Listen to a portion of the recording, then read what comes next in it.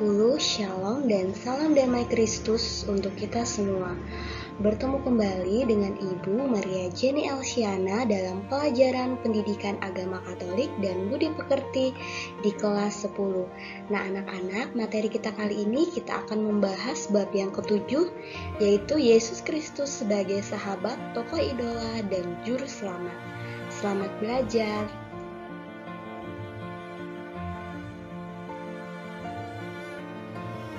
Nah anak-anak, pada bab sebelumnya kita telah belajar tentang Yesus Kristus dan perjuangannya dalam mewartakan kerajaan Allah hingga wafat dan kebangkitannya.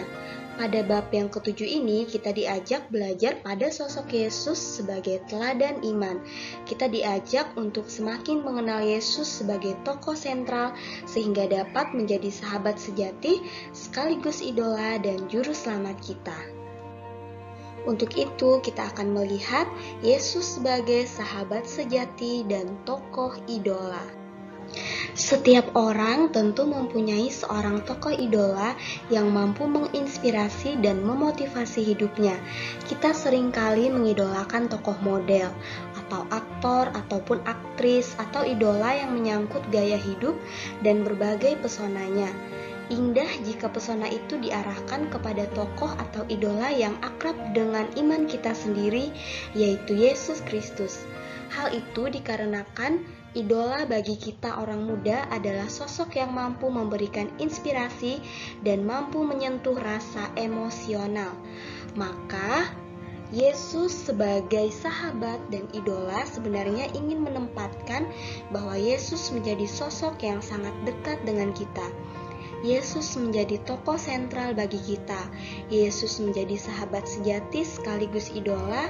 Inspirasi dan sentuhan emosional tokoh Yesus ditempatkan pada sosok Yesus yang peduli dengan mereka yang miskin, tersingkir, dan tertindas.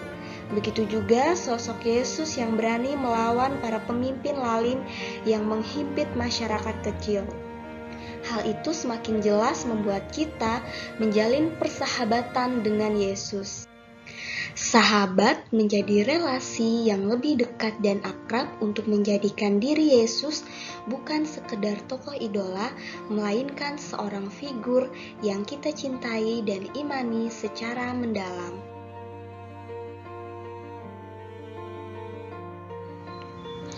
Selanjutnya, Yesus adalah tokoh yang dapat dijadikan panutan bagi kita.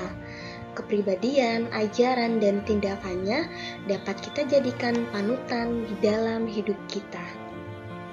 Kenapa demikian? Karena dalam hidup dan pewartaannya, Yesus selalu memperhatikan orang-orang yang dalam istilah Injil itu disebut miskin, buta, lumpuh, pincang, kusta, pendosa, pemungut cukai, orang yang kerasukan setan, teraniaya, yang beban hidupnya berat, orang kecil, dan lain sebagainya. Yesus berasal dari Nazaret, dari keluarga yang sederhana. Ketika menjadi orang termasyhur, ia tidak lupa asalnya. Ia tidak tinggal di lingkungan tertutup di kawasan elit yang aman, tetapi ia hidup di tengah-tengah masyarakat, menjelajahi kota dan desa, daerah gunung dan pantai, dan ia ada di tengah-tengah suka duka hidup manusia. Nah anak-anak, dalam suasana gembira, dalam pesta pernikahan misalnya, Yesus tidak sungkan untuk turut bergembira dan mengambil bagian di dalamnya. Bisa kalian bandingkan atau lihat dalam Injil Yohanes bab yang kedua, ayat 2 sampai dengan 12. Kemudian dalam suasana sedih karena menderita sakit, Yesus juga turut merasa sakit dan menawarkan penyembuhan. Hal tersebut bisa juga kalian bandingkan dengan Injil Matius bab 8 ayat 14 sampai dengan 17. Dan pada saat sesamanya lapar, Yesus juga berusaha menyenangkan mereka.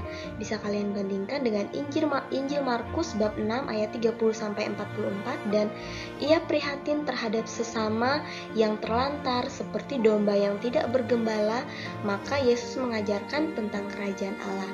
Bisa kalian bandingkan juga dengan Injil Markus bab 6 ayat ke-34.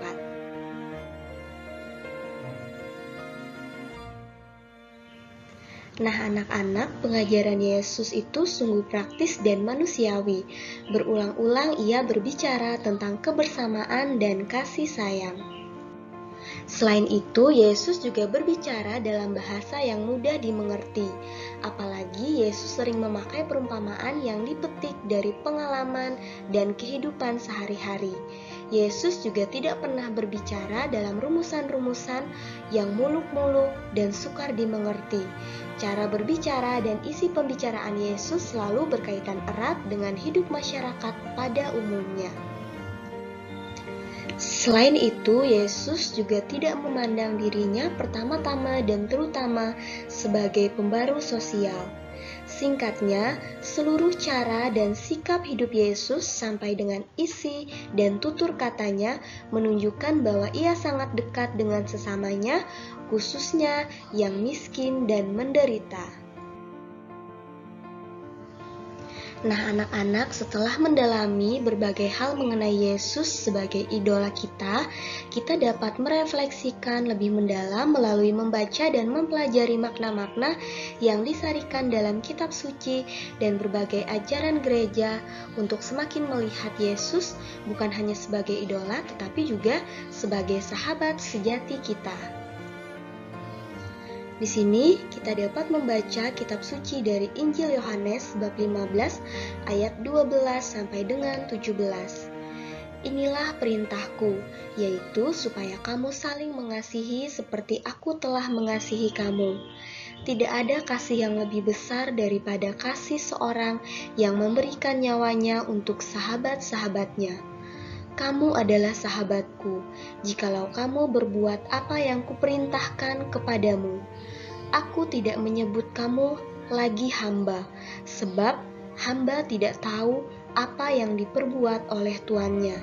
Tetapi aku menyebut kamu sahabat, karena aku telah memberitahukan kepada kamu segala sesuatu yang telah kudengar dari Bapa-Ku. Bukan kamu yang memilih aku, tetapi akulah yang memilih kamu.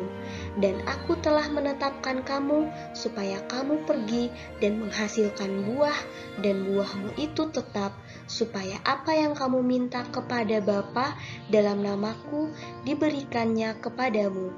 Inilah perintahku kepadamu, kasihanilah seorang akan yang lain.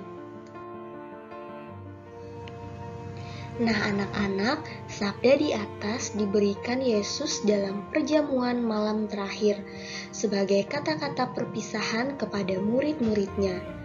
Kasih yang diminta Yesus adalah kasih sejati. Sebagai murid Kristus, kita diminta untuk saling mengasihi. Dasar kasih itu adalah karena Kristus telah lebih dahulu mengasihi kita. Mengasihi berarti bersedia untuk berkorban, menunjukkan bahwa kasih itu tanpa batas. Bahkan jika perlu, kita harus siap menyerahkan nyawa bagi yang lain. Seperti Yesus telah mengasihi kita sampai pada kesudahannya, karena Ia mengasihi kita dengan menyerahkan nyawanya, dan kasih itu terus kekal abadi sampai selama-lamanya. Kemudian, kini oleh Yesus kita tidak lagi dianggap sebagai hamba, melainkan sebagai sahabat. Yesus memberikan kepada kita hak istimewa, yaitu untuk menjadi sahabatnya. Dan kita akan terus menjadi sahabat Yesus jika kita senantiasa melaksanakan yang Yesus perintahkan kepada kita. Yesus tidak memanggil kita hamba, tetapi menjadikan kita sahabatnya. Yesus menyatakan kepada kita segala sesuatu tentang Bapanya. Bukan kita yang memilih Yesus sebagai sahabat, melainkan Kristuslah yang telah memilih kita terlebih dahulu dan menjadikan kita sahabat-sahabatnya.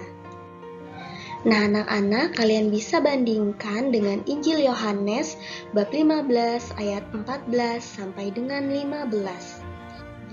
di mana dikatakan, "Kamu adalah sahabatku, jikalau kamu berbuat apa yang kuperintahkan kepadamu. Aku tidak menyebut kamu lagi hamba, sebab hamba tidak tahu apa yang diperbuat oleh tuannya. Tetapi aku menyebut kamu sahabat karena aku telah memberitahukan kepada kamu segala sesuatu yang telah kudengar dari Bapa-Ku." Nah, anak-anak, Yesus harus menjadi sahabat sejati kita sebagai orang beriman Kristiani. Yesus adalah sahabat yang paling setia, yang tidak akan pernah mengkhianati.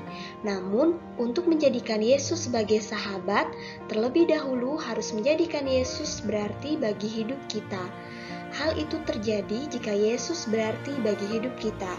Yesus sendiri telah menjadikan kita sebagai sahabat-sahabatnya dalam keadaan apapun itu.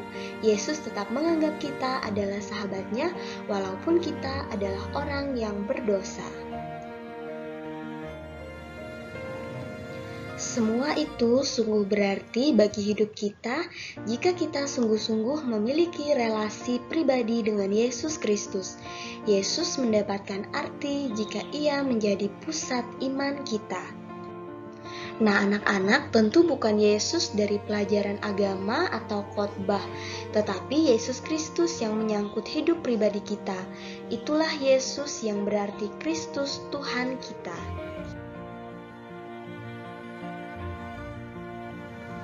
Baiklah anak-anak, demikianlah materi yang dapat Ibu sampaikan dalam pertemuan kali ini. Semoga apa yang Ibu sampaikan dapat bermanfaat bagi kalian semua. Sampai bertemu kembali di pertemuan yang selanjutnya dengan materi yang baru. Tetap semangat dan jangan lupa jaga kesehatan. Thank you and God bless us. Sampai jumpa lagi.